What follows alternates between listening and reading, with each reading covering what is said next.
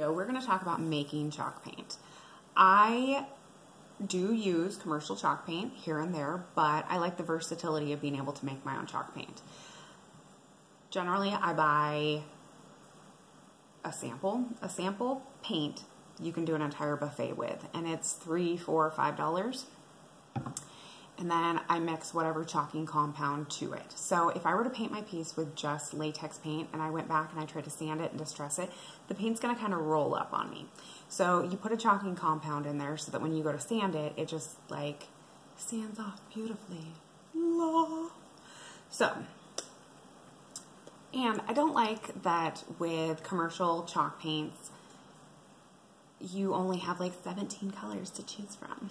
I want to choose from 500 colors because I want exactly what I want, not what that specific paint company is making. So I get these samples. And then I decide if I want my paint to be gritty and have a lot of texture to it, or if I want it to be really nice and smooth. So if I want it to be really gritty, I really like to add this stuff, this Presto Patch. A little bit goes a long ways, and I make a paste out of this and water.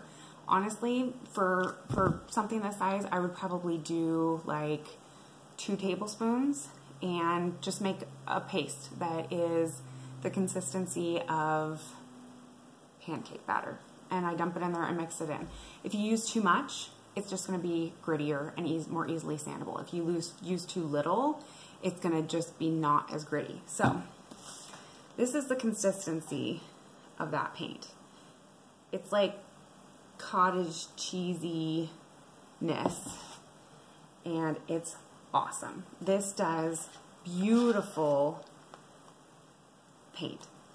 Beautiful paint. It just has a lot of character to it. It sands off really nicely, and it's not going to be your pristine, perfect when you brush it on. You're going to have crunchy marks and brush marks and lots of texture to it. So this is what I use for that. If I want to go down like a little bit of a notch and not have it be so gritty and so lumpy and chunky, I will use plaster of Paris. And I use the same, just tablespoon or 2.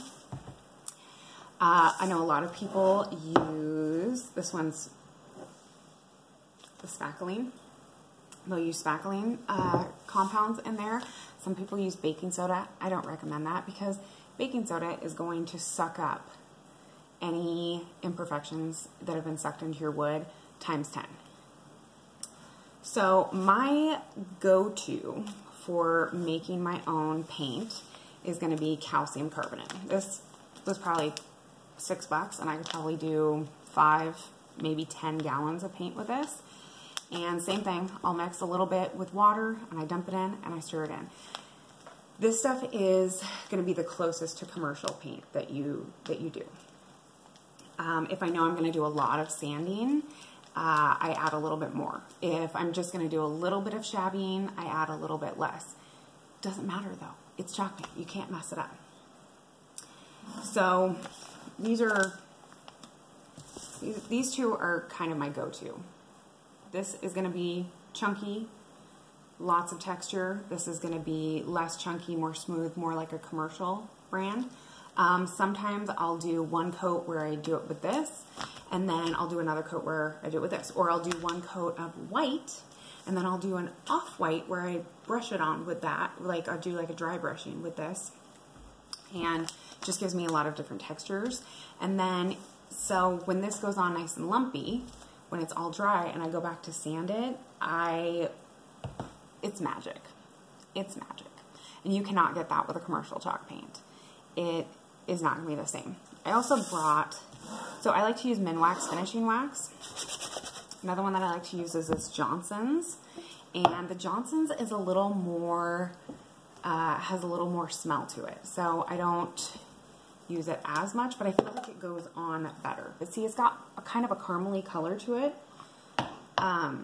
So it's going to make your stuff look a little, like if you paint a stark white and you want stark white, this is going to alter it tiniest little bit, but it's going to stay really well. So there is chalk paint making basics. And I can do another video on that if you guys want me to, and I'll actually mix it for you if you guys are interested in that. But it's very simple, very easy. You can't really mess it up. You know, people say, well, I need to know exactly how much. I go like this. That's how I do it.